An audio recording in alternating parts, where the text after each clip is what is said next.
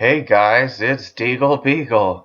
A lot of people wanted me to make a video about like Pikachu and team building and everything, so that's what I'm going to try to do in this video. There's a lot of covers, so some of the requests I got were talk about the Pikachu team and how to use it, talk about speed tiers of common Pokemon, and as you can see, I did post this earlier on Twitter, this one.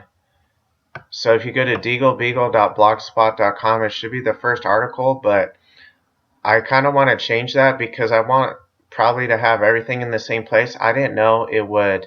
If you go to DeagleBeagle.blogspot.com, it'll not show this one. So you'll have to go over here and you'll have to go to 2019 because that's when it was posted, I think in November, and you'll have to get it that way, and it shows all the articles I wrote from all these years. So some of the other requests I got were general team building, going over that. Another was counters for common, I think it says Pokemon common stuff. Okay, another was how do you know what to pick in team preview? And that's a great one because if you look at Cybertron's and James Beck's videos, I hope I pronounced his name right. They both can't cover everything in one video. Okay, so I'm trying to cover some of the things that they either just covered very briefly or didn't cover almost at all.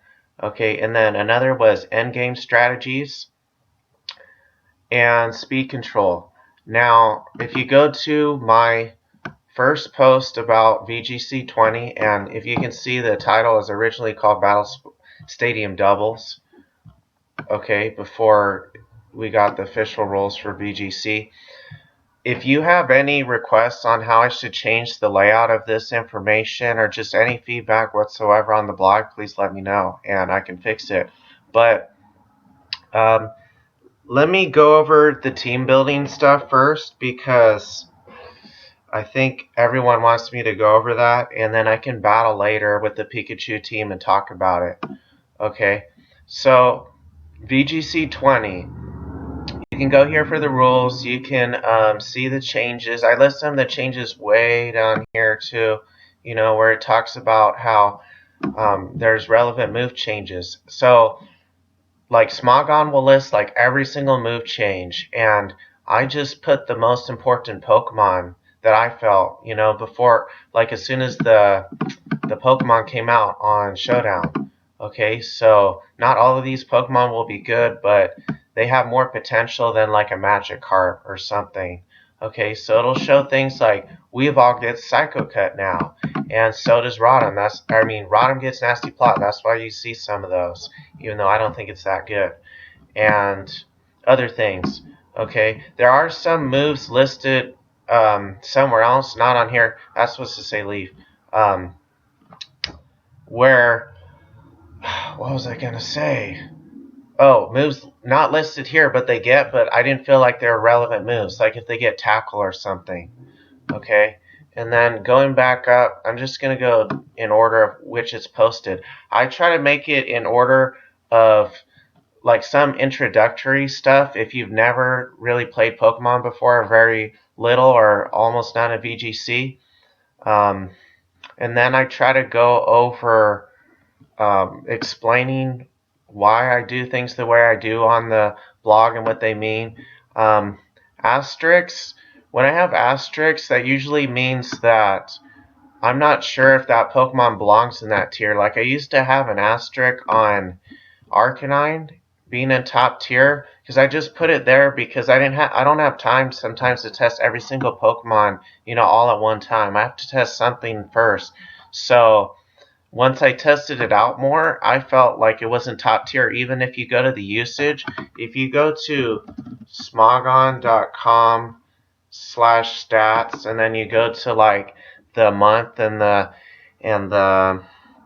date and everything, you'll see the usage. And keep in mind, this is from from December. So if something was used a lot for the first 2 weeks and not that much for the other 2 weeks, it could still be pretty high up there. Okay. Arcanine and Dragapult, number 1 and number 2, I think they're pretty good, but I don't feel like they should be number 1 and number 2. Okay, so the usage won't always be the same as how good they are. Grimmsnarl is okay. I'll go over the tiers later. So I try to list like information from like all these different sites. So whatever you're interested in, you can just grab it, you know, and it may not look the most appealing, but it has a lot of hopefully useful information. And you can view here like Pikalytics, you can view the usage stats and common Pokemon you use that people use with other Pokemon, and you can view the common move sets and everything, because this will just show you like, you know, the usage and everything. And I don't quote me on this, but I'm pretty sure real is like how many people, for example, use Arcanine, but the raw may be, you know, this looks about barely more than double this, so maybe on average somebody uses Arcanine in 2 battles before they stop using it in December. I don't know exactly what that means. I even asked DeagleBeagle, and he doesn't for sure know, he said. Okay, and then this has some usage stats too, used by other people like Cybertron and stuff. And I do kind of want to apologize for being a little bit too negative in the past to people like Cybertron, when he's been always pretty nice to me and other people. So if they don't link, you know, my blog on their channel or whatever, then I totally understand. Okay, moving on. This is where you can look at the glitches, and I tried to post some glitches on my Twitter or on my blog to try to get them fixed. I know a jetpack was fixed soon after I talked about it, so maybe I or somebody should let somebody know that tests these things, maybe in game, or fixes the code or something. Okay, so I also really like this site, pyrotoss.com.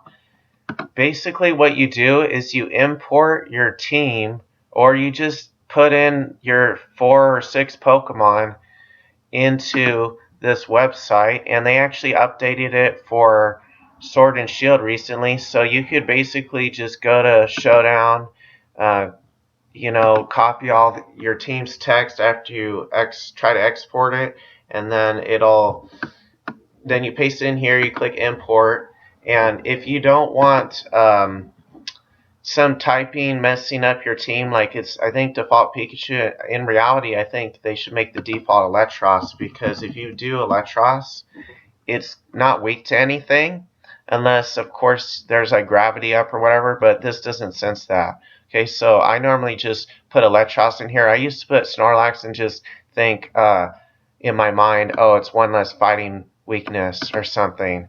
Okay, but if you have 6 Electroses, it should have no weaknesses to anything. See how it all went down? Okay, except some of this stuff is not accurate. Like it says 6 fire weeks. I think actually it's not Pikachu. I don't know why the sprite's Pikachu when it's really Obama Snow and stuff. And when you have something like Obama Snow, it's 4 times weak to fire, right? So it's gonna show it as 2 for the weaknesses instead of 1, because it is 1 Pokemon, but it is 4 times weak to fire. Okay, so they count that as 2 weaknesses, which I guess I can kind of agree with that, kind of. But if it has something like Sash anyways, then I kind of count it as 1 weakness, just because it's probably not going to get one-shotted, and it's not too much of a weakness. I would say if you have 3 weaknesses, it's fine.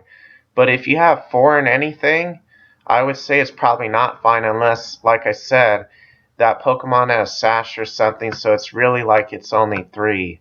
Okay, or it has a resist item like Chardy maybe, or Babiri or something. Okay, so try to not have 4 in anything.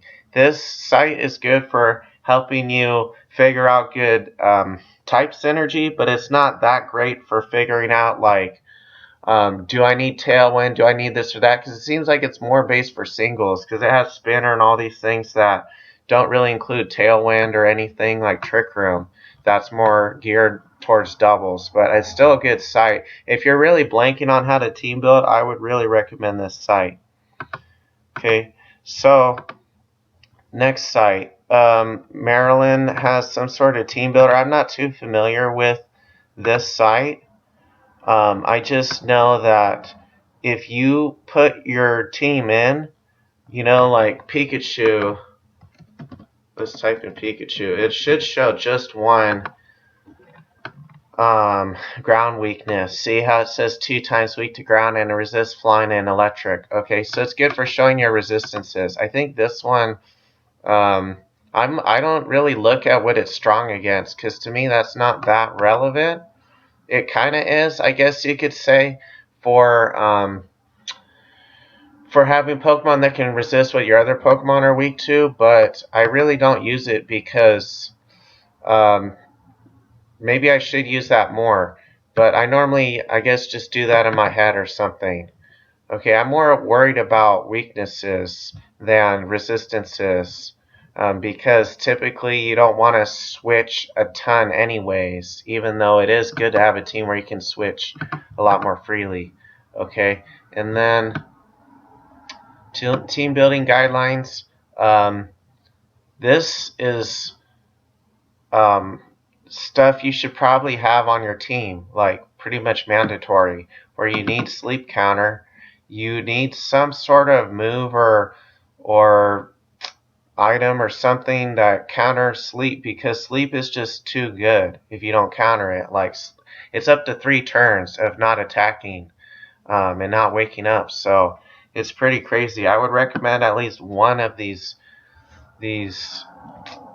abilities, items, moves, whatever you have to do. The common sleep Pokemon are Butterfree, Vileplume, and that's mostly it. There's a couple others like Roserade or whatever, and I did include them on this relevant speed tier post that I made. And by the way, like I said, I may combine this into my main blog, because I don't like how, if you go to DeagleBeagle.blogspot.com, it'll pop up with the speed tiers one first, when in reality I would use this, but I want to get to my VGC 21, faster. I guess it's not too out of the way to do that, but I think this should come second, and I need to figure out if I can switch the order around. Anyways, another thing you need is speed control. And I'm trying to not be too close-minded with this. That's why so far I just said sleep counter and speed control, even though I normally would say you should try to have optional things like intimidate or fake out. Weather, I'd say that's almost mandatory unless you have a really good team that somehow doesn't need weather. But I think if you're not using weather, you're not really using the best team you could use, or countering these weather teams very well. Because how are you going to counter something like Torkoal if you don't have weather? Because if you look at Vileplume, it has a lot of speed in Chlorophyll. It has 224 speed along with Blossom. Some people use that, but I feel like it's outclassed by Vileplume. But anyways, it'll outspeed you and just sleep powder you. I guess you could use counters to sleep, but you may want to have other options. Like if you can only lead, let's say, Mandibuzz with Overcoat and Lumberry something like Bravery, then it kind of limits your options versus those teams. It's good to have more than one option when you're picking a team versus them. Otherwise, they're just going to try to counter you because they know probably how you're going to lead and stuff. And it doesn't adjust well to their team. So that's talking about the battling tactics. Okay, so I don't think I explained speed control very much. There's moves like Tailwind, Trick Room, Max Airstream, Icy Wind, etc. And in fact, if you go down here, I was trying to think of more ways to control speed because there's really not a lot of good Tailwinders besides Whimsicott, Bravery, and even just there's not a lot of Tailwinders in general, good or bad. I mean, there's like Mantine and stuff, which I would say is bad, but just in general, there's not a lot of Tailwinders. There's not a lot of good Tailwinders. So there's other moves you can use to control speed if you want to. You can lower their speed or you can raise your own speed. So there's moves like Max Strike, which is basically Dynamax any normal move, unless it makes it into Max Guard, like a status move. Non-damaging move, Max Airstream's good. Flame Charge is an idea. Bulldoze, but Bulldoze probably was more with weakness policy in mind. So the Tailwinders you could use are Mandibuzz, Bravery, Whimsicott, Drifblim, Corviknight, Pelipper, Butterfree, Noivern, Mantine, a couple others, but if I put an asterisk next to it, that kind of means the preferred Pokemon, right? So let's see. Oh, some Pokemon didn't get Tailwind anymore. Hydreigon, Togekiss, Hawlucha, Charizard, and Sivily. There might be some others that I can't think of right now, but let's go over the speed control a little bit more. So where was it? There is Thunder Wave to control speed too.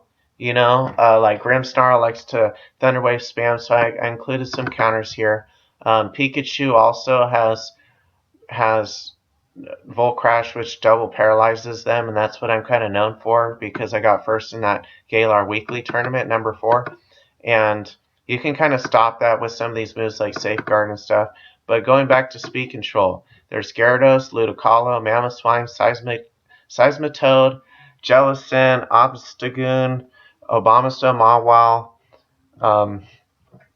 There's Electroweb. I put E-Web for short. Rotom Forms. Passimian for some reason learns it. I don't know why.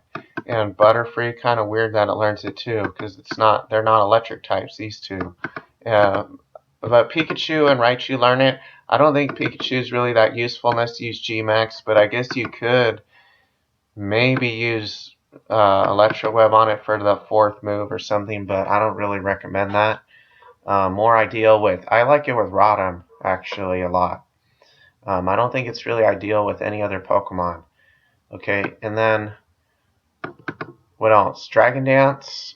A lot of these Pokemon are too slow to use Dragon Dance, though, like Tyranitar, even though I guess I put an asterisk next to it because it's a good Pokemon, but that doesn't necessarily make Dragon Dance good with it. Probably not good with Scrapped either because it's too slow. Okay, and some of these Pokemon are not either good or they're not powerful physical Pokemon, so they might not get an asterisk next to it. So Flame Charge, I think I said that already. So I think I went over the speed control mostly. You need speed control because I feel like the number one reason why people lose is because they don't control speed. They let somebody get a Tailwind or Trick Room versus them, and especially in the back, that's lethal. Or with certain really powerful teams, it's lethal. Some teams you can stall it out, but other teams you can't. And sometimes you should try to stall it out and not control speed if there's a better way to win the battle, like Brave Birding a Whimsicott maybe to eliminate, some of their Pokemon, and then you might be able to win the battle easier that way. But oftentimes you may want to match Tailwind, but maybe you shouldn't match Tailwind if their whole team is going to be faster if they set up Tailwind anyways, So in that case, you may want to just attack. Okay, and then Trick Room's good for, of course, it's kind of the same thing. If your whole team is slower than theirs, you might want to set up Trick Room. If their team is slower than yours, you might want to not set up Trick Room and just attack instead. There's also Imprison Trick Room that I didn't really list on here, that you can use with Chandelure or one of the Psychic types. A lot of Psychic types learn Imprison Trick Room. Like Claydol, even though a lot of them aren't very good, like Claydol. So I kind of like Chandler, even though it's not too bulky. So you may want a bulkier Trick Room and Prismon, or use it with Follow Me Togekiss to keep it alive. Okay, so let's finish going over this. Optional, there's Intimidators. I listed the Intimidators down here, and Intimidate's always been good. It was worse in the early season because everyone was spamming like Corviknight or Intimidate counters or Dynamax, and people didn't know exactly, if Intimidate was good or not. In fact, it was often a liability. Okay, so let's go to the Intimidators. These, I think, are all the Intimidators in the game, good or bad. I tried out all of them, and the worst two, in my opinion, are Mawile and Quillfish, especially Quillfish, because Mawile actually has good defensive typing and decent offense. Okay, I listed as high tier. I think I listed Quillfish as medium tier.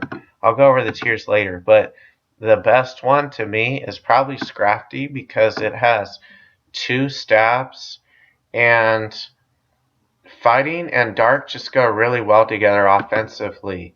And having only 1 stab is kind of we call it a letdown in this game, because you kind of want to Dynamax any Pokemon sometimes depending on what's better against their team. If you have Arcanine or Top, you can't really use a stab Dynamax move, so you're kind of missing out on all that power and coverage. Okay, and Gyarados often can be run with Moxie instead. And then Intimidate's good just for lowering damage of things for your team. Supports your team and helps set up Trick Room or Tailwind or whatever, so it's just good in general. And then Fake Out, kind of the same thing. You can break sashes with it. You can prevent their Pokemon from doing something like Tailwinding if you Fake Out and double into it. There's Fake Out's generally better in the back though, because you don't know who they'll Dynamax with, and they like to lead with like Helping Hand or like a Ghost type with a Dynamax ally or whatever to stop Fake Out. So Fake Out's risky leading. So I usually like a Fake Outer in the back, but it really depends. Sometimes there's good Pokemon that happen to have Fake Out, like Ludicolo. If you lead Ludicolo Pelipper, you might be able to Fake Out something that doesn't Dynamax very often, because it kind of sucks if it does, like a Grimmsnarl or a Whimsicott. Okay, but maybe try to keep your Fake Outer in back. It really depends. Weather. So there's lots of good weather teams. I think I listed a lot of them here. I could list combos later, but I think it would be obvious, right? Like Tyranitar has Sand, and you can use Excadrill with it pretty well. You don't even need Sand with Excadrill. You can just use Mold Breaker. And then there's Pokemon like Torkoal that you can think, because I listed all the Chlorophyll and all the Swift Swimmers and all that down here. I listed probably way down here. Sandrush, I think it's just Excadrill until they get their other abilities for the other Pokemon out. And then Vileplume's probably the only good Chlorophyll Pokemon. I took it out of top tier because it misses Sleep Powder. Okay? And then there's also, did I talk about Rain? You can use Rain with Pelipper to passively set up Rain, or you could use Max Geyser with Ludicolo, but I prefer a passive option too, just because it's instant and you don't have to use a move for it. Like if you have to Hurricane instead or Tailwind, then the Rain's already up, and it's already boosting Ludicolo, and really take advantage of the speed mechanics. Where does it talk about the speed mechanics? Well, just look them up in here or something. But it'll basically, the difference in the speed mechanics are that it's instant. So if you have Ludicolo out, let's say, and they have Torkoal leading, and with a Vileplume, Vileplume will be faster than Ludicolo until you switch in turn 1. You have Ludicolo stay in and use a water move like Scald, and you switch out your ally turn 1 to Pelipper, then guess what's going to happen? Vileplume's not going to have Chlorophyll instantly anymore, and its speed is going to be 112 instead of 224. And then you outspeed Vileplume before it can whatever it wants to do, sleep powder or after you or whatever, and you can just scald that Torkoal, plus you'll get the sun.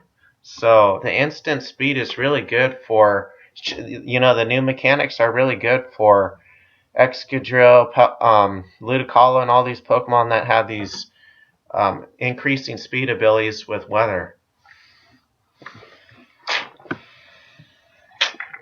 Okay, now mons that benefit from weather. I kind of went over that already. Terrain.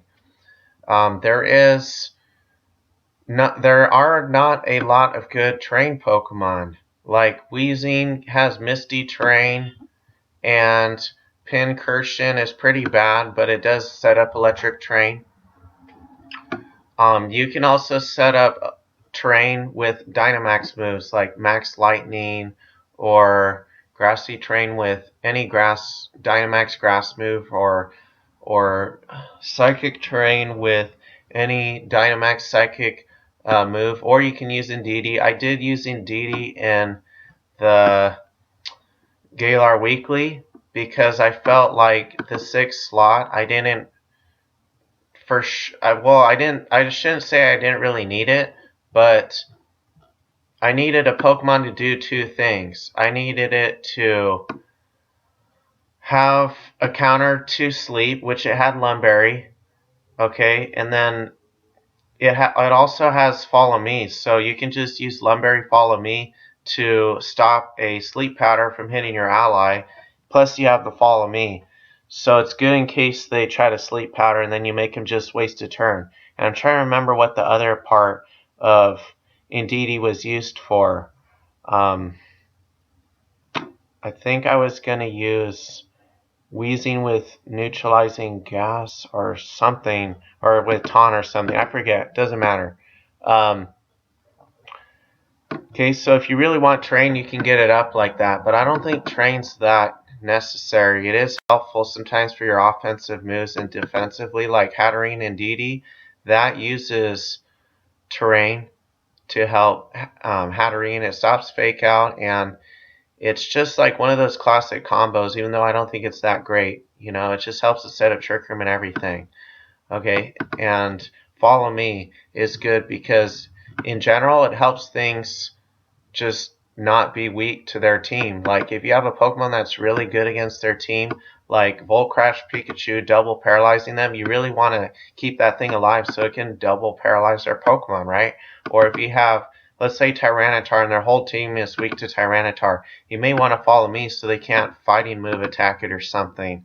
Okay, so Follow Me Pokemon are really good also because they bluff Follow Me, so you pretty much have to attack the Follow Me Pokemon, and some people take advantage of that by using Weakness Policy Togekiss.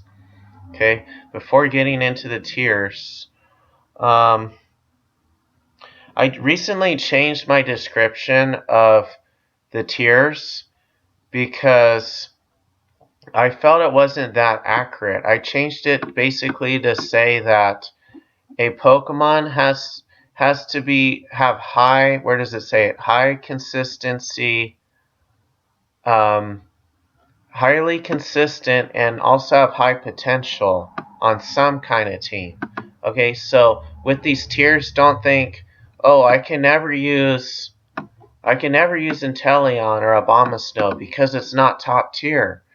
That isn't necessarily true. I'm just talking about usually how good it is in general without maybe a special team. But also, it can be kind of top tier on a certain kind of team, though. Like Abomasnow might be top tier on a Hail team. Who knows? Okay, so I want to go just by the tiers, but if you're starting out, probably just use top tier Pokemon and maybe some high tier Pokemon. I wouldn't use anything probably less than high tier. I need to add Gastrodon to this and update it. And remember, I am updating this, so it's not fully updated. There are maybe some changes in which tiers Pokemon go into, but I can see why people don't really like the tiers because they think it all depends on the team, and it kind of does. But in general, these I think are accurate tiers, even though people may have an issue with how I place some Pokemon, but I've tested out all these Pokemon that I have listed into tiers. Okay, and the ones that are worse, I put it in medium or low tier. Instead of bad, it should say low tier. But anyways, a lot of these Pokemon really don't have potential on almost any team. So ones that are top tier, that usually means a Pokemon's good in general without needing special resources for it. I used to say a special team for it, but I don't feel like that's as accurate. So here's why I moved Pikachu Gmax to top tier, because I realized Follow Me Togekiss is really not going way out of your way to make a team for Pikachu where you have to use something bad in general just to make Pikachu good. And you can even use it with like Scrafty or something that has Intimidate and Fake Out or Hitmontop or whatever. So I would say Pikachu's doesn't require like a special team for it. It kind of does, but it's not that bad. Basically, it's not like your whole team's bad and Pikachu is the only good Pokemon.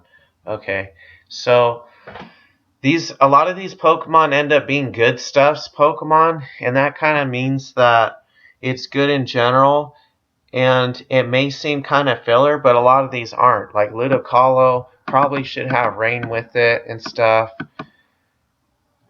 And Excadrill, I guess you could consider a good stuff because you could run Mold Breaker with it. But anyways, so top tier basically means, again, going back up to here, it means highly consistent and high potential. It's basically consists of most of the Pokemon that I might consider for a regional, like for a serious tournament. Okay, not just a best of one gimmick, but like consistently good in a best of three, or I should say consistently great, not just good. Because if it's great, if it's not great, if it's just good in general, then it's probably high tier. However, it can be great on certain teams if it's high tier, like Abomasnow with the Hail team might be great. Okay, and again, going back to the usage, where was it? Arcanine was used the most on Showdown last month and Dragapult, but they're both in high tier. So I may change the tier eventually, but right now I don't think they are quite top tier. Just because, I mean, maybe if you use them the right way with the right item, maybe. But in general, they just seem to be kind of filler and don't. And Arcanine is, I mean, I try to list the reasons why they're high tier. I don't know why I didn't for Dragapult, but I put Will-O-Wisp misses. Its typing is mediocre. It is weak to stuff, but also resists some stuff. I mean, it does have Intimidate and it has priority, but it's typically not great offensively unless they're weak to fire. Okay. So, okay, some of these top tier Pokemon, why they're top tier. Bravery has Tailwind and Defiant. Chandler, it has high stats and Imprison and good offensive moves. Corviknight, typically it's best to use it as a defensive wall. You could use it with Tailwind, but it's probably outclassed by like Bravery if you're trying to use a Tailwind team that's offensive. Okay, and Duraludon, that Pokemon could be good on a lot of different teams. It's kind of like a good stuffs Pokemon. It has Stalwart, which is a really good ability for hitting through all these people using Follow Me Togekiss. And just good moves in general and good stats. Okay, enough said. Excadrill, good with Mold Breaker or Sand Rush. It's one of the most commonly used Pokemon. Or maybe not. I don't even see it. Oh, it's number 3. Okay, good. I thought I was like one of the most used Pokemon. Okay, that's really fast with Tyranitar, and with Sash it makes it good versus almost every team, even without Sand. And it's fast and powerful with good stab moves and good Dynamax moves. And then Hatterene. That Pokemon is really good with Magic Bounce. You can basically just stop a taunt or sleep powder and you can set a Trick Room. It's pretty bulky and has good stats and offensive moves. Okay, Ludicolo. In fact, I prefer Hatterene over Dusclops because Dusclops, you know their item. Like, you know it's going to be Evolite, so you can probably just taunt it or something. But Hatterene, it can't be sleep powder, taunted, good offensive stats. It's just, to me, it's more of an ideal Trick Room Pokemon. Okay, either that or Mimikyu. Mimikyu, really. I'll go into that later. Ludicolo, good in rain, really powerful, got a lot of good moves, like Leaf Storm and Muddy Water that are listed down here. New moves it got. Okay, so it's really good, especially with the new speed mechanics. Mimikyu is, you can run different things, but normally I would use Shadow Claw, Play Rough, and the other two are kind of filler. Probably run Trick Room and Will-O-Wisp with it, but you could run like Shadow Sneak or a Choice Band set or Life Orb set with like Wood Hammer or something. Who knows? Disguise, even with its nerf, is still a good ability. And it's fast and can Will-O-Wisp a lot of things before it can attack. And it's somewhat offensive. It's good at countering Djokovic. Okay? Pelipper. Pelipper is good for rain teams. You can passively set up rain. Good for Hurricane, not missing from its own weather. Strong water moves as one of the only Pokemon with Tailwind. Okay. G-Max Pikachu. As I said earlier, that thing can die somewhat easily, so you might want to run some bulk on it. But before you do, I would just copy the one that I posted on my Twitter and just not give it any bulk until you think it needs to wall something, and you probably should get that from experience. Okay. Rotom H. Or no, Pikachu G-Max. It Volt crashes both, and you can paralyze like their whole team if they keep switching stuff out. So double paralysis is really good. You can kind of counter almost any team with it if you get lucky enough, or even if you don't get lucky, it's just good for speed control. Okay, it doesn't miss either. And even if they have a ground type ally, you can just Volt Crash and paralyze both of them as long as you don't hit the ground type. It doesn't paralyze electric types though, and Lightning Rod and other things counter it. Okay, and Max Starfall. But anyways, it's pretty good in general. Rotom H. Rotom H, not sure exactly if it's still top tier. It probably could be. But there's so much Mold Breaker Excadrill and it's 4 times weak that I don't know. And it's also kind of weak to rock and water, which is not too great because even though its typing is, in the past, it's been one of the top Pokemon because it counters Charizard and stuff. But I think people are using Weather more now, and there's Dynamax and stuff, and they can probably just Dynamax Atar and Max Rockfall it, or Mold Breaker Excadrill, or use a Rain Team and just kill it. So I don't know if it's still top tier. Rotom C has gotten a lot better since the beginning of the game. I used to list it as like medium tier or something until I realized that the metagame shifted so that there weren't all these random Pokemon that super affected Rotom C, because it does have 4 weaknesses, right? It has a weakness to poison, it has a weakness to ice, bug, poison, ice, bug, oh, and fire. Fire's the main one, like Arcanine or something. Okay, that's supposedly the most used Pokemon. It is common, I know that. So, other than fire, though, I mean, all the other moves aren't used that much. There is Darmanitan with Icicle Crash and stuff, and occasionally Mammothswine, and there are some other moves, but in general, it's mostly just fire. So, in fact, I think Rotom C has better defensive typing than all the other Rotoms, possibly. Maybe not Rotom W, but Rotom W is worse for maybe another reason, in my opinion, because Hydro Pump can miss, or there's so much Gastrodon that I used to have Rotom W on the list, but I kind of took it off.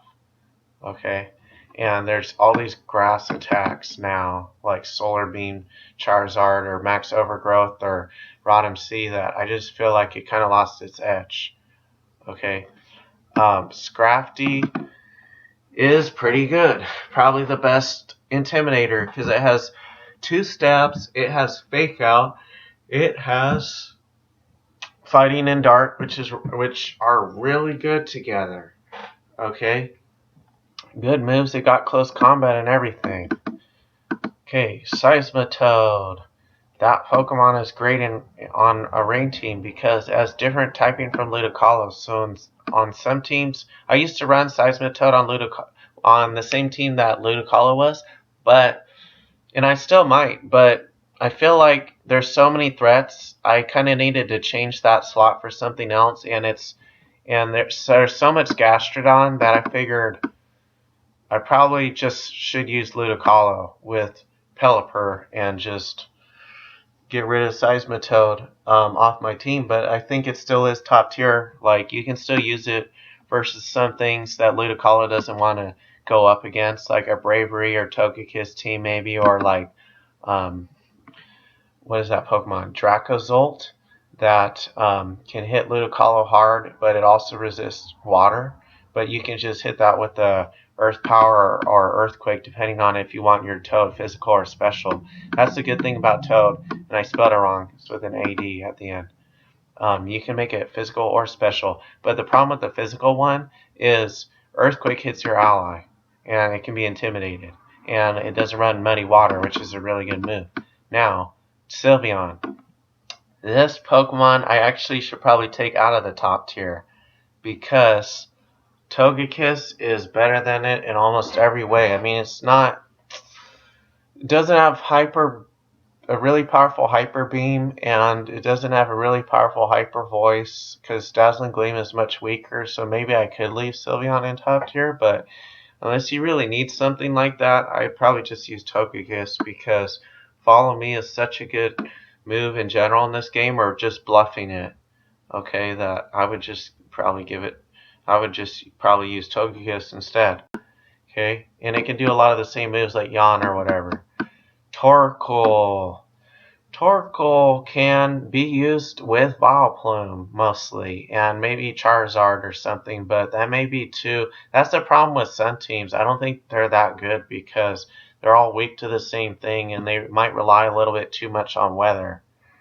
Because if you outweather them, then the sun might not stop water moves from killing or something. Like I said, you can use that Ludicolo strategy to switch in a Tyranitar and just blast them.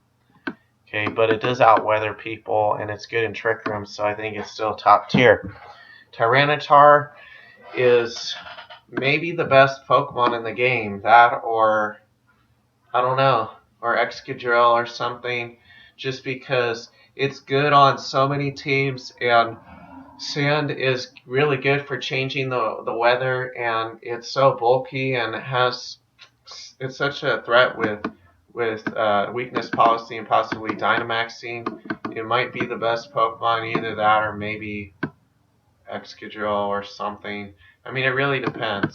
I really like Duraludon too, and it's hard to say that a Pokemon's best. Okay, but if anything was the best, it'd be probably something in this list. Okay, I think it depends on the team though. Oh, Whimsicott. Whimsicott is really good for a priority Tailwind, and I think it might be the only Pokemon to get that. Because Prankster like Liepard and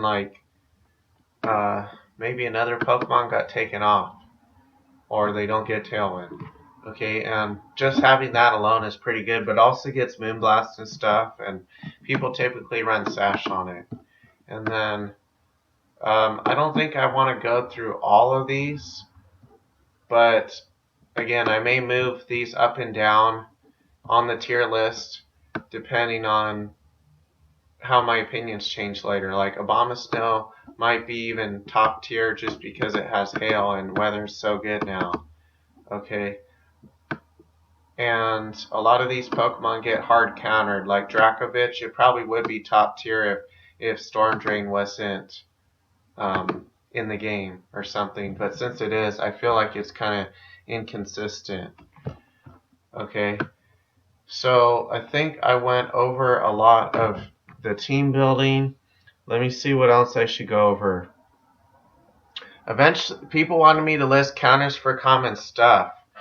Maybe I could list that on my blog eventually, like, list a whole bunch of counters, even though that might look kind of boring or whatever. Like, some counters for, let's say, bravery are, it's not really a counter, but Pokemon that don't increase its Defiant boost, things that tailwind before it tailwinds, possibly, like Whimsicott, even though it really depends on how you use the team and how you lead it. Will-O-Wisp, you could say, is a counter for bravery if it doesn't have Lumberry and stuff. I don't think I'm going to go over the counters right now. I'll just update the blog maybe and put that if you guys want me to. Okay, because I might want to know for myself too. I use this blog a lot for myself. So that's why it may not have everything laid out the way you guys wanted it. Pikachu. Wait, people want me to talk about Pikachu speed tiers. Let's just go to speed tiers for now. Okay, so speed tiers.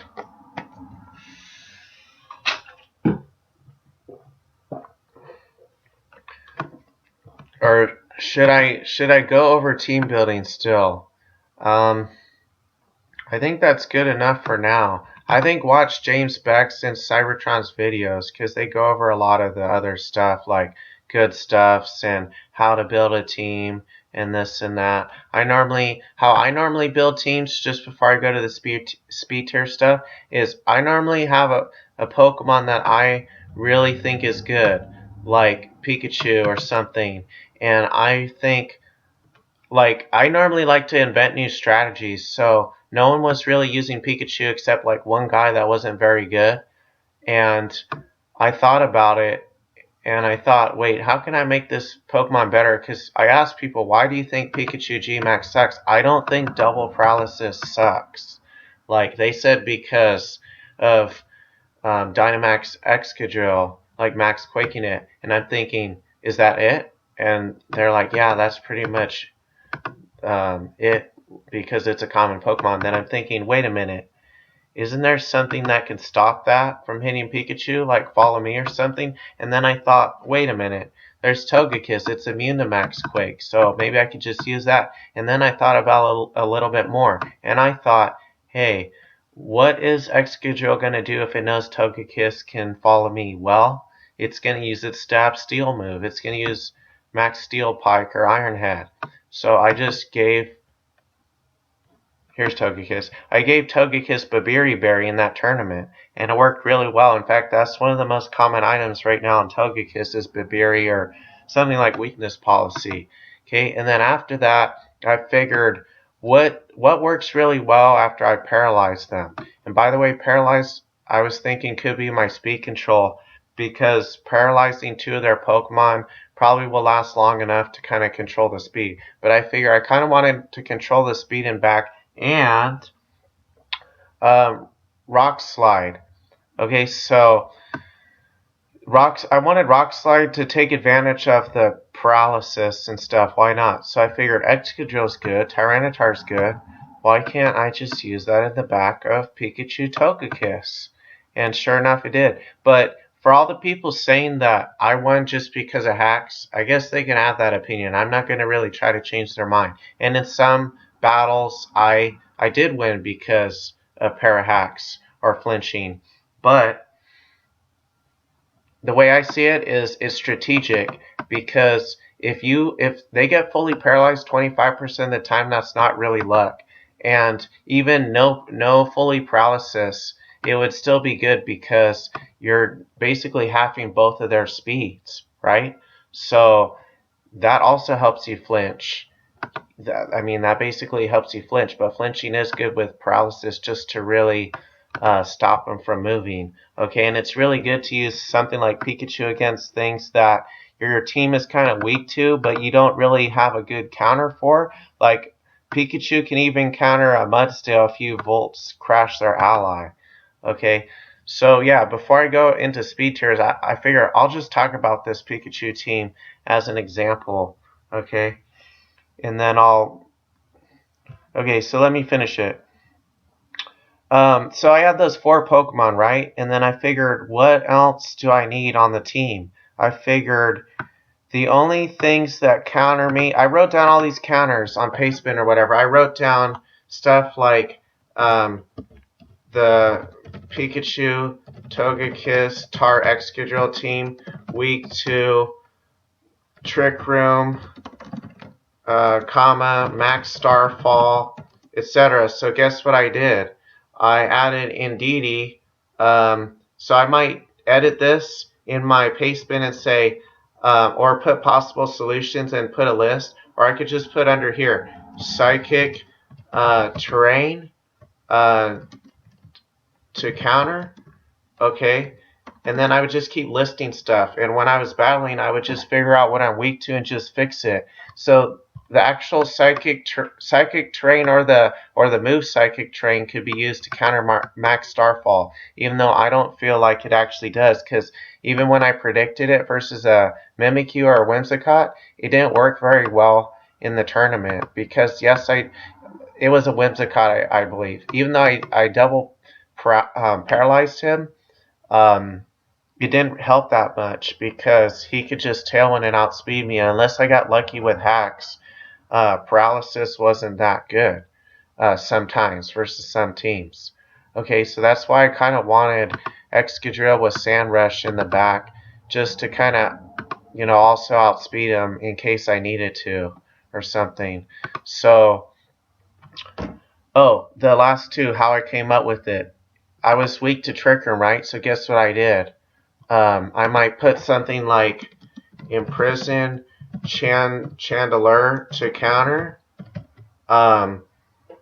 Because a lot of these ideas that I come up with were ideas already invented in another year. Like, actually, Imprison Chandelure was used a lot with Scrafty in 2011, and I used Imprison Gardevoir after that. So I feel like it's a huge advantage to go back and study my old blogs or other people's old articles or teams, if you haven't played those, because it's really useful for coming up with new ideas. And Indeedee was basically like a backup Togekiss counter on the team. Okay, so having the move Psychic Terrain was kind of the idea. I guess that was one of the 2 things I was forgetting about earlier. I wanted kind of a counter to Max Starfall, and I wanted a counter to Sleep. So I was hoping that would work, but it didn't really counter Max Starfall that much. So it did counter other things though with Psychic Terrain, so maybe it was a good pick. I don't know. It happened to work out great for me. It was either that or max speed, like taunt wheezing or something weird like that. And I'm like, no, I'll just use Indeedee. Here's the thing for team building. You should be daydreaming about, in the car or at the gym, how can I improve this team? What can I do to counter what I'm weak to? And you should be writing it all down. If you don't write down all these things like weak to whatever, Will-O-Wisp versus Tar Excadrill, or even if you feel like your team is good but you made a mistake, instead of thinking, oh, I don't need to write that down, I'll just play better next time. No, write that down. I should have earthquaked the tar, whatever you want to put down. Okay.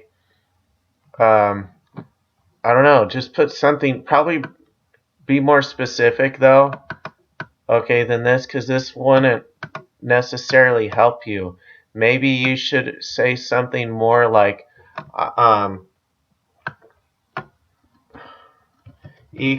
EQ tar to finish off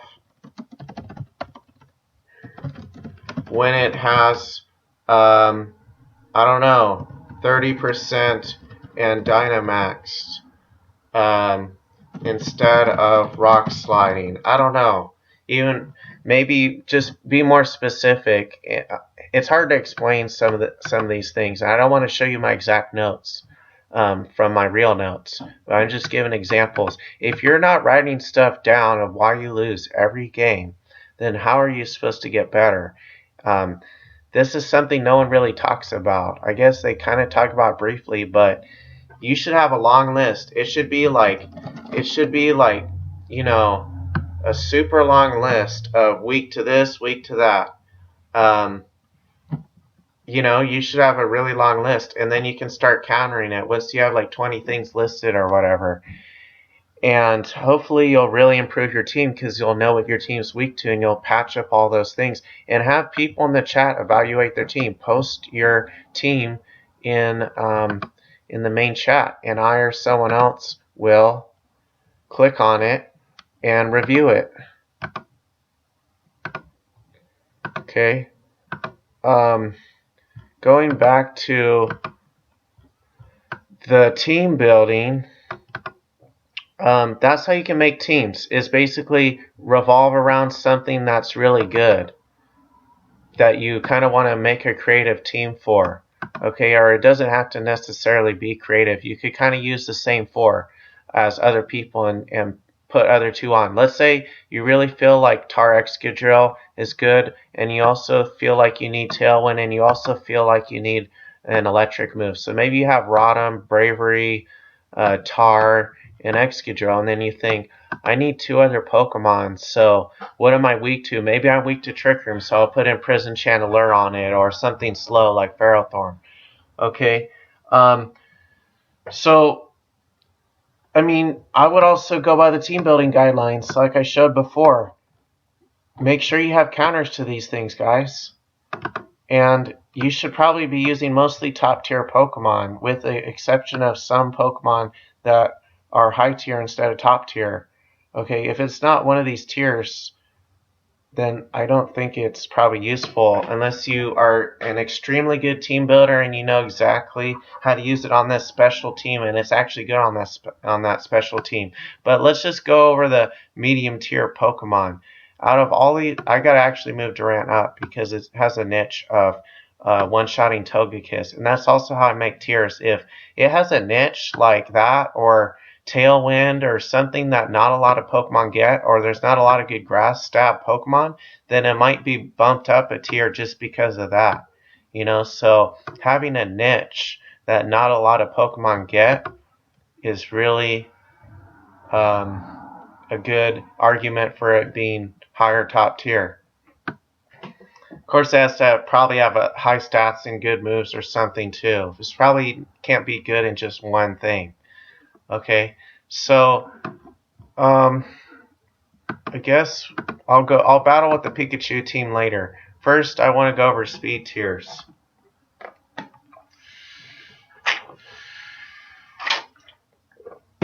Now, speed tiers.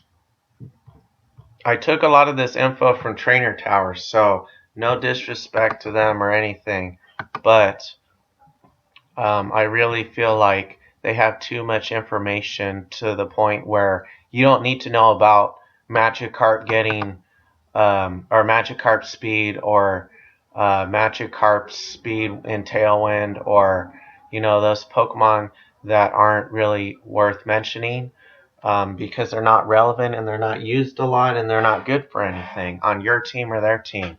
Okay, another thing that's not useful are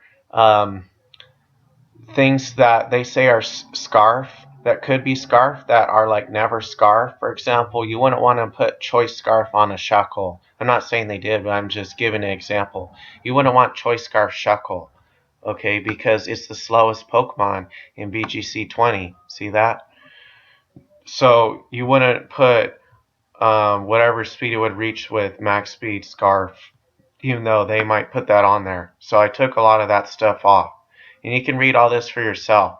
But really quickly, if it's in bold, that means it's an important benchmark that I feel like is important. Okay, and likely other people. So it'll show you how it gets to that speed, like max airstream Dragapult with Jolly or Timid gets you to 319. Excadrill, Sandrush. You can read a lot of this for yourself. Let me see if I need to cover anything. You should be kind of assuming Yeah, like the worst case scenario. Like Excadrill, worst case scenario is going to have a positive nature, which means speed increasing nature, which is going to be 154. But if it's doubled in Sand Rush or Tailwind, then it's 308. Okay, so that might be a decent benchmark, especially if you're trying to think about your speed in Tailwind versus their Excadrill. But normally though, for Tailwind, I would think in terms of lower speeds, like half that speed, like 154. See, that's why I put it in bold over here. You should probably be thinking of that speed if it has to do with Tailwind, but not necessarily. Okay, and a lot of these speeds don't matter because typically somebody's not gonna use this much speed with Ludicolo or Seismitoad if they know what they're doing because it's wasteful. Like, why would you need that much speed when all this stuff in between the next benchmark is not used very much? Okay. What's going to be used more is like Adamant Darmanitan or something, or whatever, so you don't need to know that, or you don't need to outspeed that necessarily. Things like Gengar may be good, let's just say with Scarf, maybe, probably not with Timid, but maybe. But it's so rare that you probably don't need to worry about it too much, even though it is maybe a decent option, so that's why I left it up there. Okay, that kind of explains a lot of that. I'm just going to go over the benchmarks then. This is another important benchmark because this Vileplume is really a threat with Sleep Powder, and it's a common Pokemon with Torkoal, so I feel like you should have something to outspeed that, and you don't necessarily need like 225 or 226 speed or whatever. You could just stop their Sun with like Sand, switch in Tar, and outspeed Vileplume with like 113 speed or something. Okay, and then let's go to the next benchmark, Dragapult. This is a really important benchmark. 213. Memorize these. All these bold things, especially memorize them, because it's going to be really common and important to know. This is an important benchmark because it's one of the most common Pokemon. It's number 2 on the list. And you can outspeed it usually with very little EVs in Tailwind. Like 107 speed outspeeds this to get 214. Okay. Next benchmark. Gengar isn't used a lot in Raichu, but it's kind of used enough to kind of have a benchmark for it, maybe. Okay.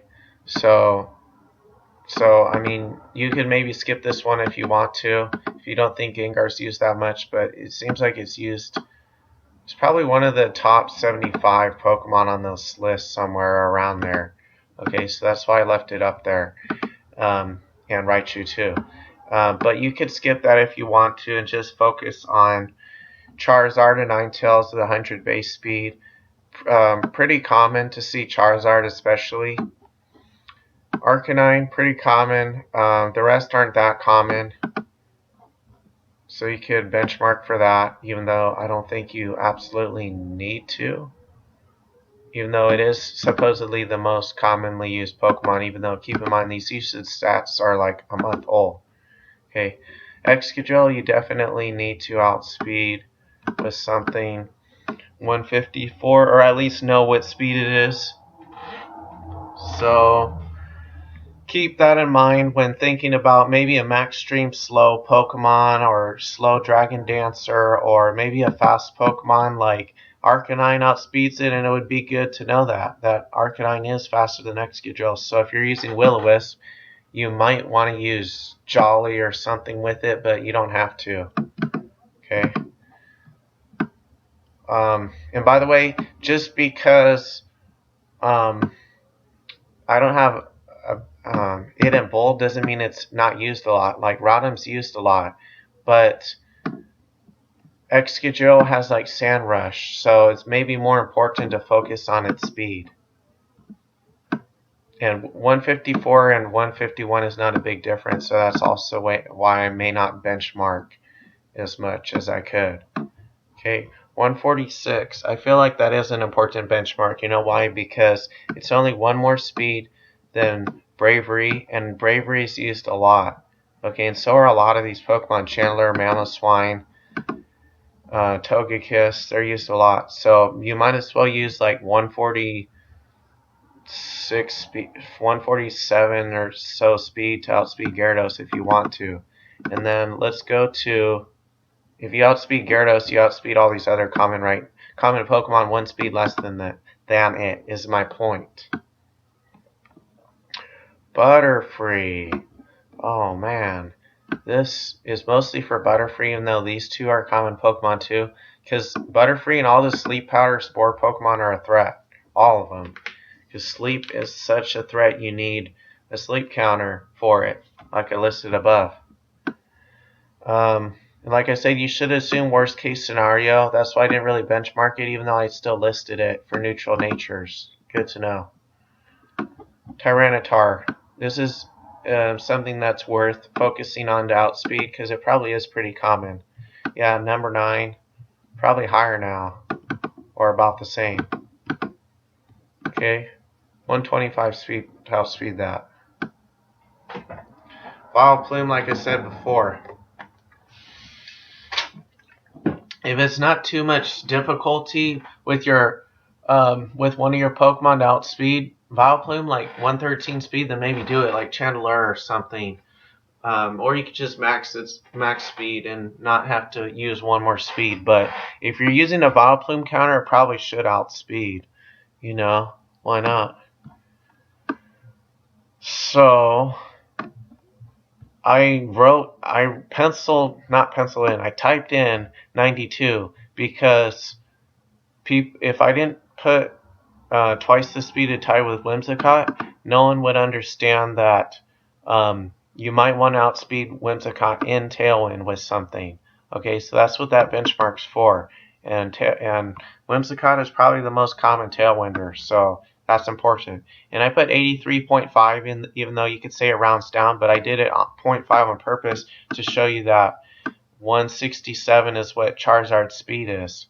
And it's a common Pokemon. That's why I put the 167 in bold up there. So you need 168, obviously, to outspeed Charizard. That's timid. And Ninetales.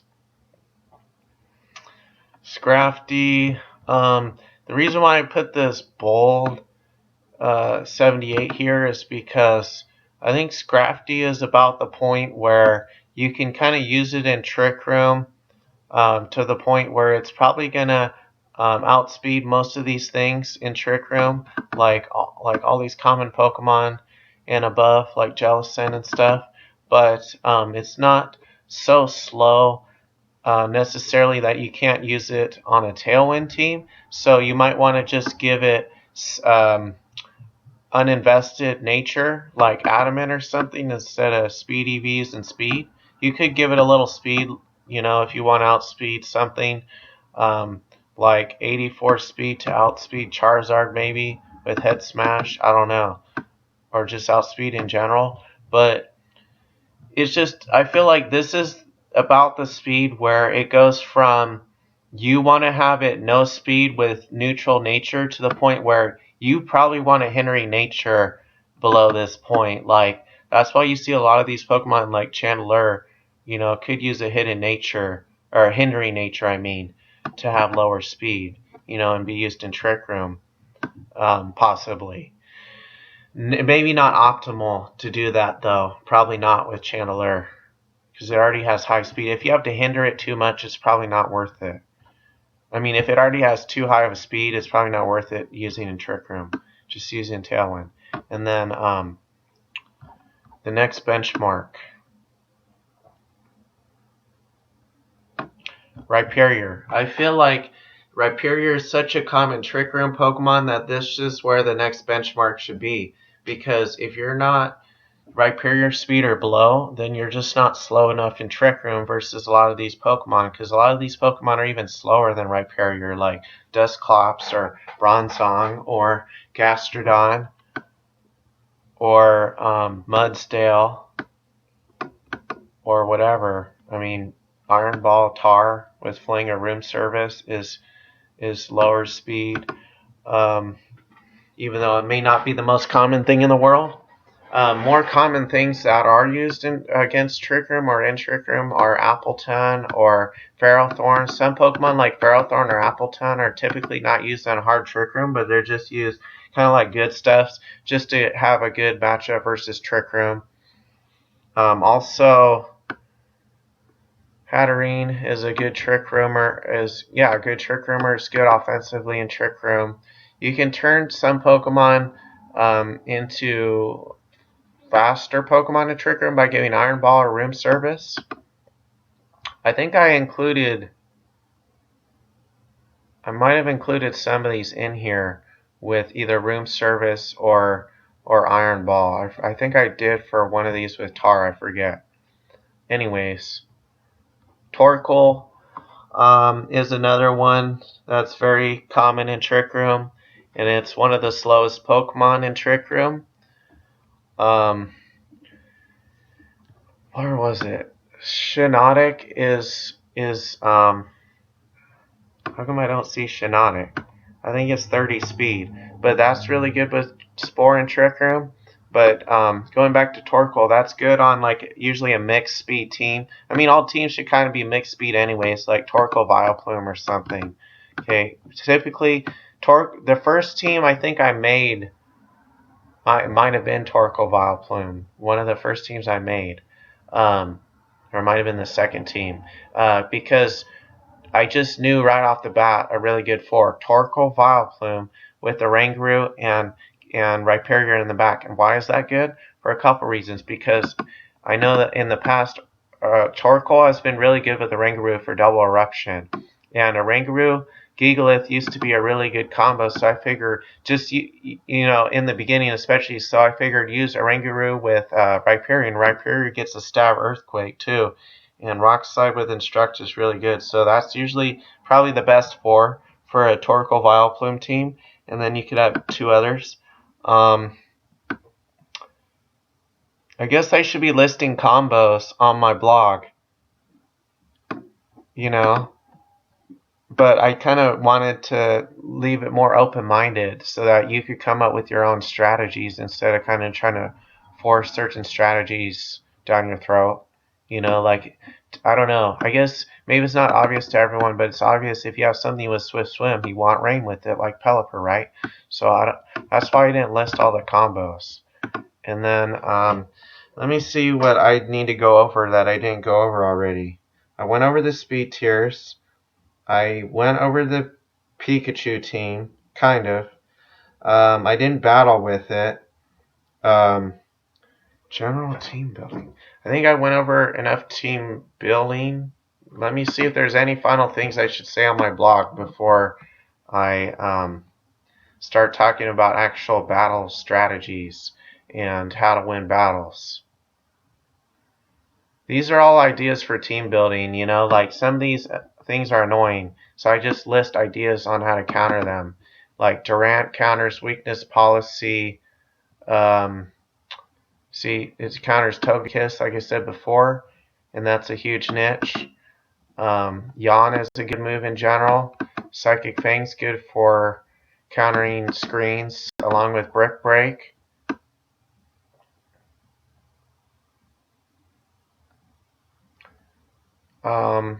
Some of this other stuff talks about like Dynamax moves and how they work and how you can counter Dynamax moves with a lot of these moves I listed. Basically, what they have in common is giving them a status condition or stalling somehow, raising your stats, lowering their stats to try to stall out, trying to copy their stat boosts, whatever. Okay.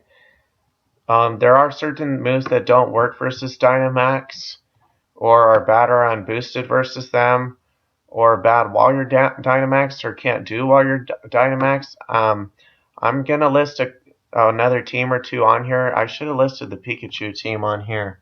But it's kind of at the bottom because people probably don't all the time go to my blog just to get a sample team.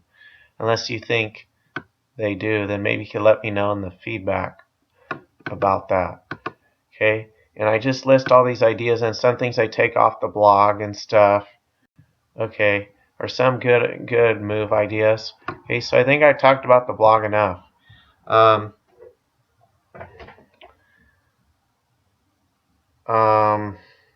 Speed control, I think I went over that.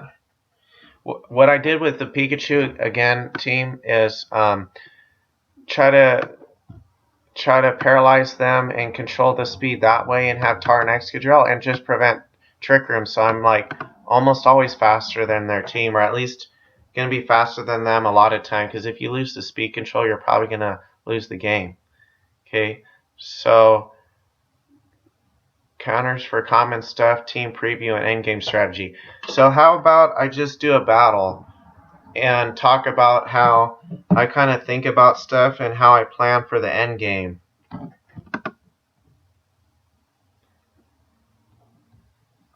Well, you can read my paste bin for why I used these moves and everything, and I might change them. Okay, I'm just using the same team off of my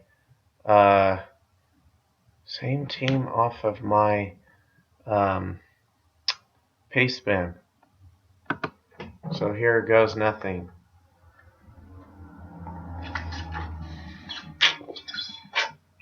This team is so easy to use. That's also why I picked this team, and honestly I just wanted to kind of troll people or prove that Pikachu was better than what people are saying. Oh, before I pick the Pokemon, I like to turn on the timer right away in case they take forever, even if I am taking forever. Okay, so right off the bat, I see he doesn't have 2 ground types, and I see that he doesn't have a max Starfall Pokemon that's faster than Pikachu, most likely. Okay, and if he does, no, he can't, because if that's Scarf, it won't work like that. So I'm just going to lead, let's just say Pikachu Togekiss, even though I could lead other ways. Okay, and then I also don't see Trick Room, so I don't think I need to lead Trick Room Chandelure. And then I don't need Indeedee either, so I'll just use Tar Excadrill on the back. These are the main 4 I normally use. I almost always use Pikachu, Togekiss, Tar Excadrill, unless there's a good reason not to. And he has Excadrill Sableye, so he could fake out here. He could fake out Togekiss and Max Quake the Pikachu, so actually I don't know if I should waste a Dynamax turn to take no damage. I think I'm just going to protect and attack with it. Just going to Flamethrower because it does more damage. Let's see what he does. He might even just hit the Togekiss here. Oh, fake out. Oh, that does kill? I never even knew that this whole time. Because I usually use more bulk with it. See, I might lose now because I normally use more bulk with Pikachu. So actually, that's what you should use enough bulk for, to survive Max Quake through a freaking Protect. Man, I'm kind of mad about that. Man, I probably lost this battle now. Anyways, Fake Out plus Max Quake could kind of be an issue if you don't wall that. Okay, or if you don't have... No, Protect on Togekiss wouldn't even matter. Whatever. Maybe I should just get rid of the Sableye because I don't want it Will-O-Wisping my Excadrill, and I already burned him, so he's not going to do a ton of damage. And I'll boost my... Hopefully I outspeed him and boost my defense. Damn. I don't know if I should follow me or not. He might Max Steel Pike outspeed. Okay, good. Good thing I follow Mead. It didn't kill, though. At least I got it out of there. Gyarados.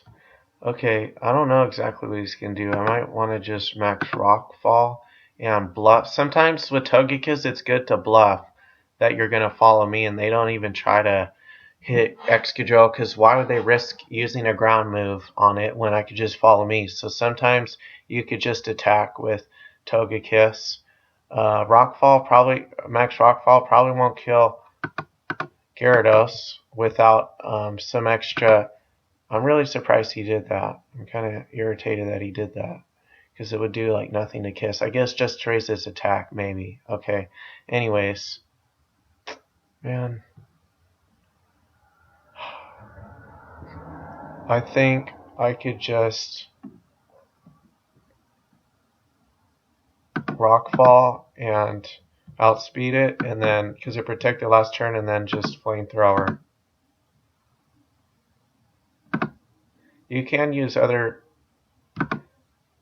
moves besides Flamethrower too, like Heat Wave or Mystical Fire or Yawn or whatever. And you can even use Weakness Policy Togekiss and stuff. I just don't know about Weakness Policy Togekiss with Tar because you probably need it on Tar more. Okay? I outspeed his... Unless it's a speed tie. Did he have Mold Breaker? I didn't even see. He does have Mold Breaker, that's why. So I for sure outspeed. I should have checked that first. See, it's important to read the battle chat. And after this, I'm calculating how much bulk Pikachu needs to wall that that Max Quake through the Protect. I'm so surprised at one-shots, though. Man. I think just gonna Iron Head, and Aura Sphere, maybe. Because I don't think Rock Slide will finish off. Yeah, and he's probably gonna hit Togekiss anyways. Okay, whatever. He's just gonna freaking Will-O-Wisp. I think Rock Slide's good because even if he actually he might freaking Fake Out, damn it. But he might just Wisp, who knows. Shoot. Well, no matter what he does, unless he Fake Outs Excadrill, I'm good. I sure hope he doesn't. If he burns it, I'm okay with that. Good. Okay, I think I won this now. And I might even flinch that Hydreigon. Okay, I can just superpower. Good game. Even got a crit. Let's calculate that really quick. So, see, this is what I was talking about, guys. Actually, I shouldn't use this one because before I've had some glitch where Dracozolt isn't on it. So this one's the same thing. It's maybe it's just my cache that's the problem, but it doesn't show some of the Pokemon. So I like to use this one now. So let's see Excadrill. Let's just make sure Pikachu walls it through Protect. So when I say you should just use no bulk and just use bulk later to survive something, that's what I mean. Oh yeah, it wasn't Dynamax. That was the other reason why. Okay, so let's just give it... It's more efficient to do defense, so maybe just do defense first. And make it... That's a lot of defense, damn. Just to wall that. It needs to do... Oops, it needs to do... It's the same as if I had +6 defense, so it needs to do less than 100%. You would need quite a lot of dang defense for that. I don't know if it's worth it, but if you wanted to, you could use, what is it? You could use 252 defense with it if you really wanted to, or whatever. I don't know, whatever floats your boat, you know. But that may not be worth it, and you may want to just settle for a chance of surviving or something by using less EVs. I mean, a chance of dying by it, but most of the time not. I don't know. It depends on you. Usually I like 100%, be 100% certain if it's really important like that. So it's weird. In that tournament, I didn't think of that countering me. Fake Out plus Max Quake. I don't know why. I guess no one really did that or had that. Okay, so let's do one more battle and I'll show you. So I went over some of the team preview stuff. I don't think I talked about the endgame strategy though very much. I kind of knew that once I took out the Sableye and prevented it from Will-O-Wisping, that I would for sure win versus Hydreigon. with superpower because it was already chipped, and even if it wasn't superpower plus sand, and protect stall could probably beat it. Okay, so let me talk about some of these things a little bit more in just one more battle, and then I'll call it a night. Okay. So, oh, I forgot to give Pikachu those EVs. Well, maybe we won't lead the same way if he has Excadrill next time, but he doesn't. So, does he have anything to stop Pikachu? Does he have Max Quake or anything? I don't see that. And if you use Togekiss with Follow Me, it stops Dragon Darts from going through. So I think it's safe to use Pikachu with Togekiss here. And you don't always need Togekiss, but with this team you probably do. Unless he has Sleep, then I would use Indeedee. But do you see Sleep here? I don't think any of these Pokemon can have a Sleep move. So I don't think you need Indeedee with Lumberry. Now, normally I pick Tarex, Excadrill back, but let's just see. He does have Goth. So I think I should be aware of that. So maybe don't lead Pikachu Togekiss. Maybe have to improvise. Damn it. I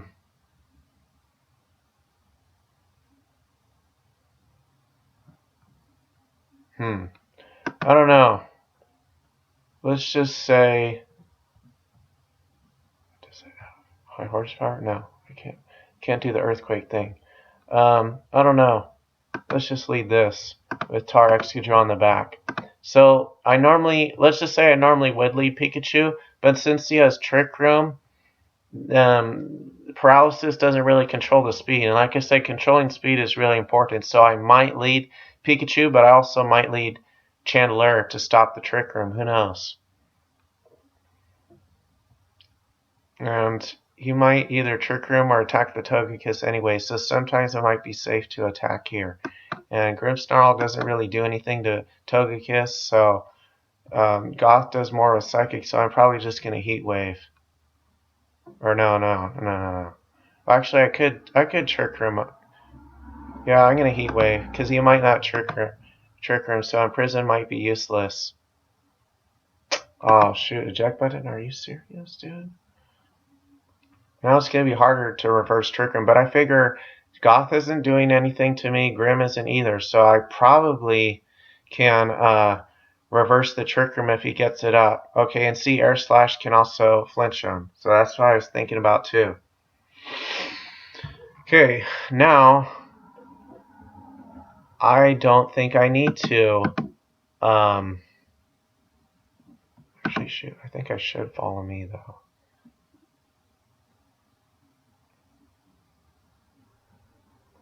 Let's Follow Me for a turn. I just want to keep him guessing so he doesn't feel like he can just knock off that Chandelure or water attack it. But he's going to use a water geyser probably, right? Oh, he's stupid. No offense to him or her. Max Darkness was not the right move, dude, because if you used a water move, it would have hit Togekiss or Chandelure. So that's what you have to think about if you're this person, is don't just assume they're not going to follow me and Max Darkness. You probably want to have a strategy that works well for no matter what the opponent does. Okay? And is he going to Max Darkness again? I don't think so. I think he's just going to hit the Togekiss with a water move now, but who knows? I might want to Follow Me again.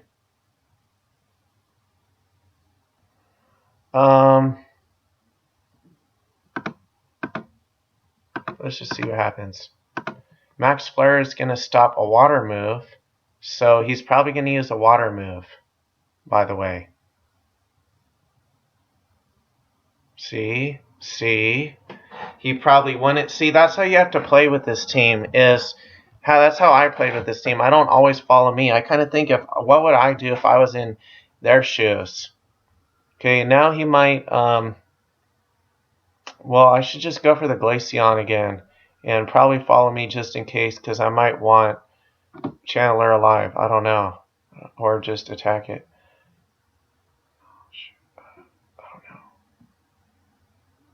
Let's just Aura Sphere it. Screw it. Probably should have doubled up on Glaceon. Okay, good, it kills. Because I can just finish off Credant with something in the back, right? And its Dynamax is going to wear off, I think, this turn. So this is part of the endgame strategy that people wanted me to talk about.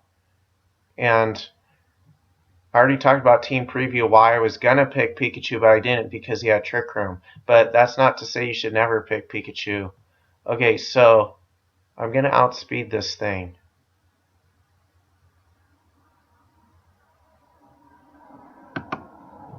Superpower probably does more than a high horsepower and it doesn't miss. So just to be safe, I think I would want to do that. And he already has he has half defense because of those max, what was it called? Max Phantasm?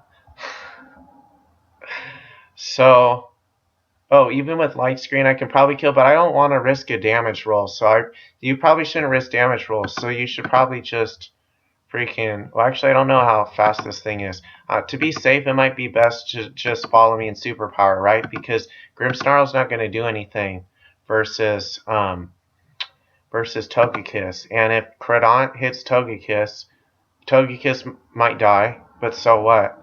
It's still dead with Superpower anyways. And Grimmsnarl, this is why I don't think Grimmsnarl is very good, because all it really does is screens and Thunder Wave and maybe a Dark Move or Spirit Break. And that's not that good because he lost now. What good is a Reflect if you're up against two Pokemon that resist Dark? So good luck with that. I'm just gonna switch this out so I don't have my attack and defense lowered, and I can just use a Steel move and finish this thing. I mean, I could have Rock Slided, but whatever. So you forfeit. Don't need to say GG because they left too quickly. Okay, so I think I covered everything, right? So again, why did I pick these 4 Pokemon in Team Preview? Because I saw, go back to first turn, just show you what both of us picked actually.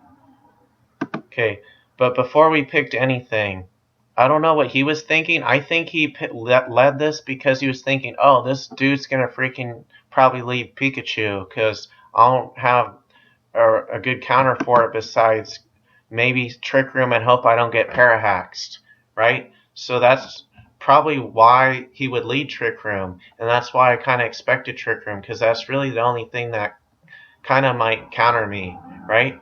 So he leads Trick Room, and if let's say he doesn't lead Gothitelle and doesn't lead Trick Room, then I'm fine with that because I can probably beat whatever else he has in with my team. But most likely, is he going to lead Trick Room?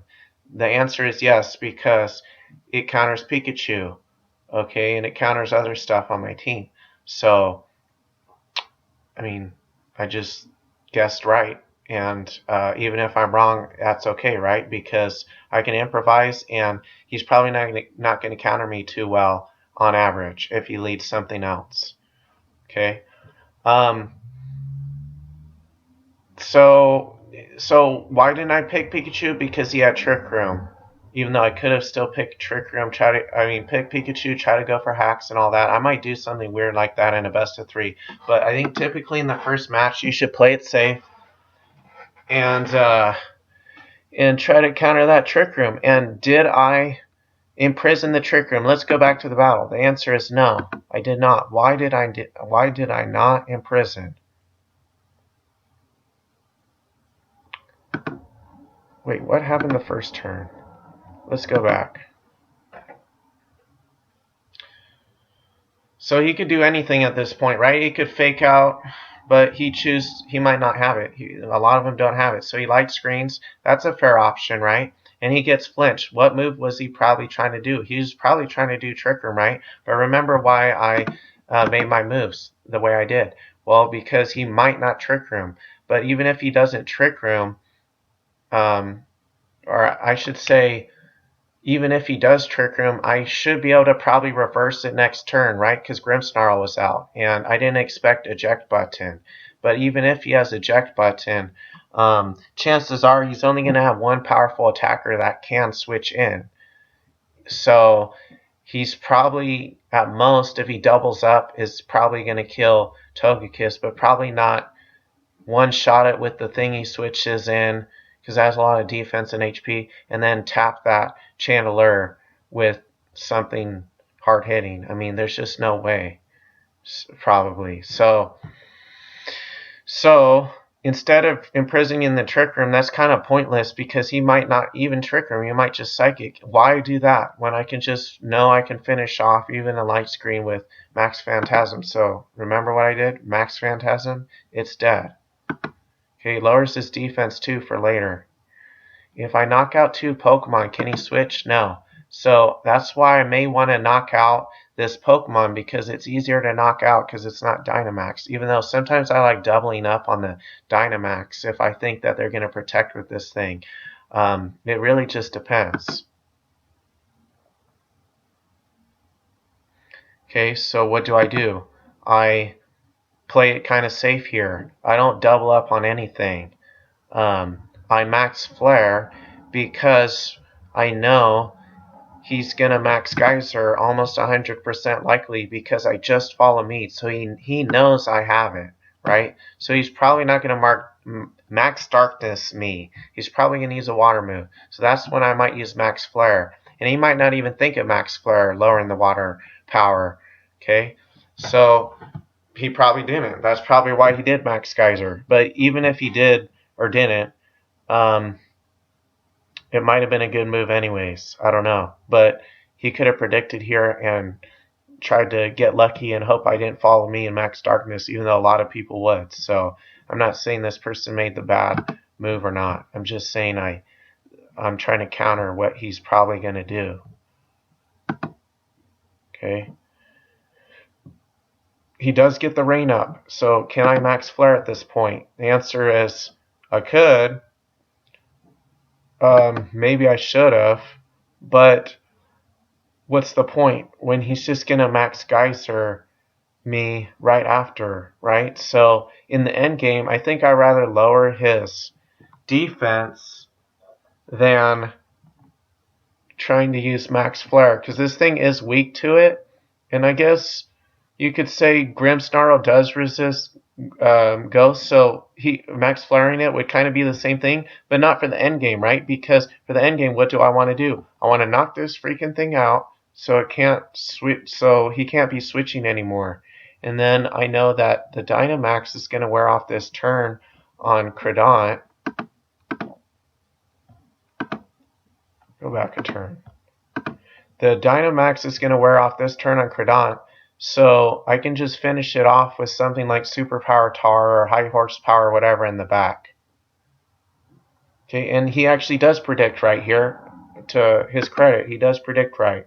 And he max Darknesses the Chandelure. Okay, so the thing is, do you need to get every prediction right? No, you don't.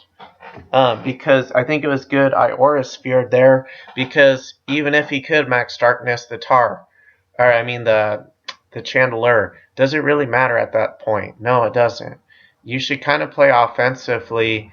If you're in the lead, usually you should keep the offense up, because otherwise that might turn the game around if you try to play too defensively if you're in the lead. With that said, you should probably play kind of safe when you're in the lead, though, and that's what I'm doing. Like, you don't need to take unnecessary risks, but it's not really a risk to let Chandelure die. In fact, I'm doing the safe play by getting rid of this, most likely, unless it switches, and even then it'll have to switch and not attack me, and I can just hit this, and if he switches in Grimmsnarl, then I can just freaking switch in Ironhead or something, and this thing will have low defense, so I can hit this hard or punish its switch in. So he's kind of screwed either way. And look here. He uses Reflect because that's probably the best thing he can do, even though this Credant's going to die. And I wasn't sure if this thing outsped or not. I forgot its speed. I think if you max it with Jolly, I think it has 117 speed, which is faster than... What's up with this speed? I don't know. It should say whatever it is, min or max speed. Either way, I wasn't sure if this Credant would outspeed me or not.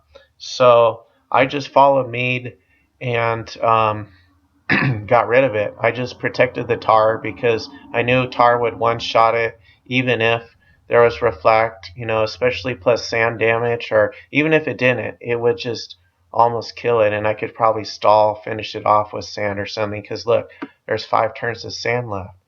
So these are all endgame strategies, is knowing that you can whittle them away with stalling and sandstorm, that you should protect your attackers sometimes, your hard-hitting attackers, even though actually maybe I could have Aura Sphered here, but remember I didn't because it may not finish off, because if you multiply this by 2, Aura Sphere might be it might have gotten a high roll here. So if I get a low roll here, when it's not Dynamax, I might not have killed it, right? So that's why I just went with Follow Me, the safe play, and just finished it off. Because once I finish this off, how is this Grimmsnarl going to beat 2 Pokemon or 3 Pokemon with just fighting with fairy or dark moves? It's not. Let's see what happens again. Boom. Even if he wasn't flinched, it doesn't matter. Like, he could kill 1 Pokemon, let's just say. Faint 1, like the Togekiss. Let's just say he finishes off with Spirit Break. Who cares? I have 2 Pokemon left at that point that can annihilate this thing.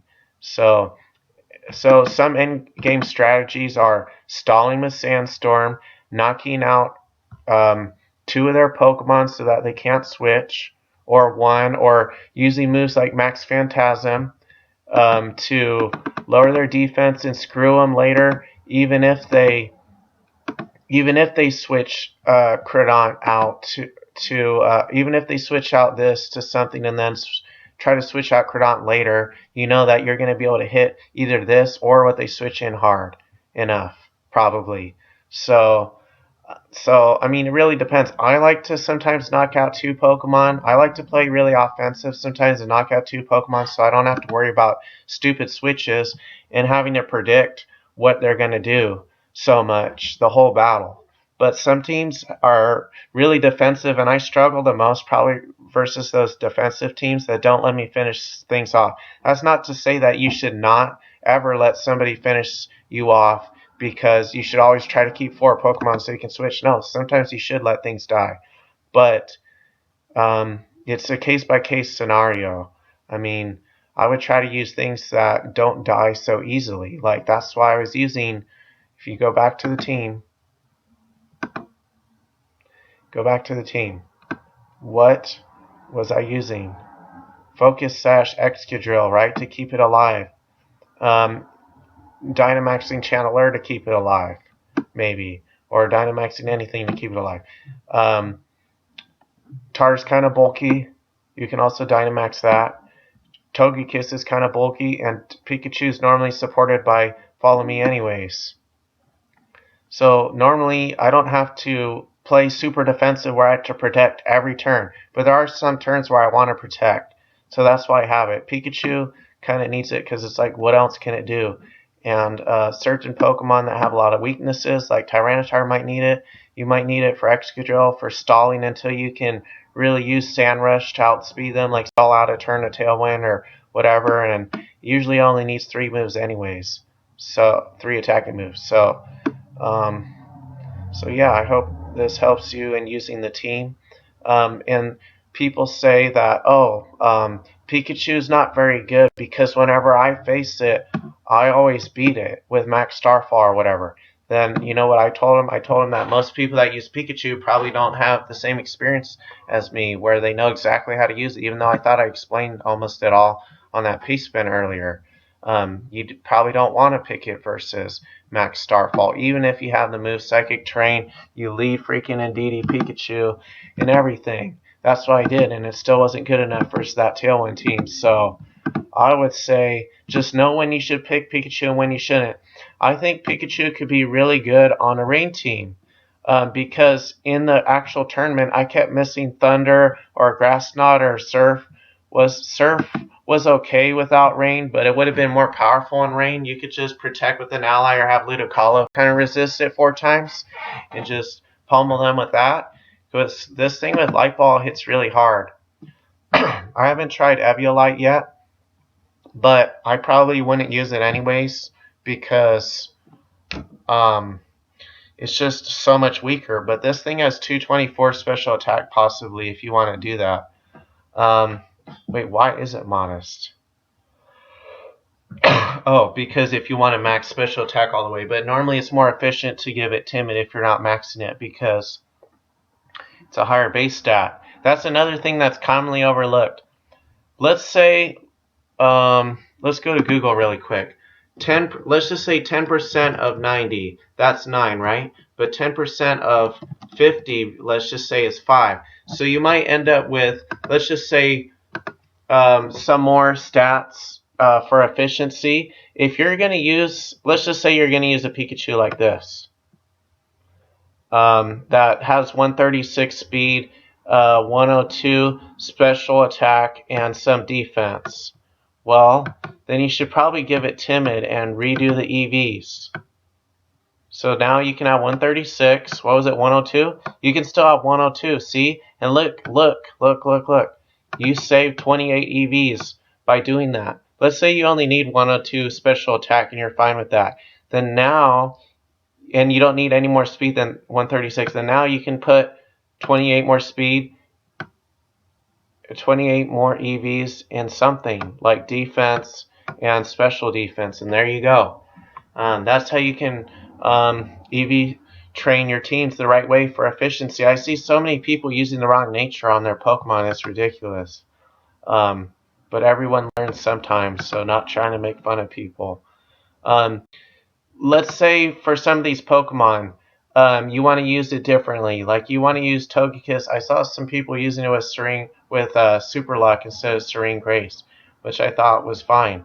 You know, if you're using it on the weakness policy set where you almost never use Air Slash, then that might be useful, you know? Or what's another example? I don't know. Mold Breaker, Excadrill. You don't necessarily, let's say you're using Mold Breaker Excadrill with, you're using Mold Breaker Excadrill, and maybe instead of Sash you want Life Orb, even though it can't work on this team because there's already Life Orb Channeler. But let's just say on some team you want Life Orb to one-shot something with high horsepower, then you can't really use Sash anymore. And maybe you want to calculate exactly how much you need to one-shot a Rotom W. So then you should do a damage calculation, maybe to see a common spread. People might run defense with Rotom W, but I'm just going to give you an example. And instead of Levitate, I'm just going to get rid of it so I can easily calculate this. Okay, so I don't know why the default's choice band. See, with the damage calculator, you got to get rid of all this stuff sometimes. Okay, so do you need Adamant Life Orb with max attack? If this is EV'd the way it is EV'd and you just need it EV'd for that, and let's say not many people use defense, then maybe you could give it Jolly instead, and maybe you could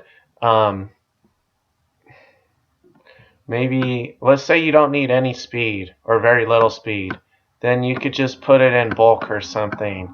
You know, I don't know. Maybe you don't need that much attack either. Let's just say, even though you probably do. I'm just giving you an example. So maybe you can still, maybe you actually want max speed and bulk, but you don't feel like you need any more attack than it takes to OHKO Rotom W. Then you might do something like that, and then it has all 508 EVs. Okay, even though, like I said, I don't recommend this. Just ideas to throw out there. So I think I covered everything. Please let me know any feedback you want to give me, and hope to see you again soon. Okay, thanks for watching. Bye.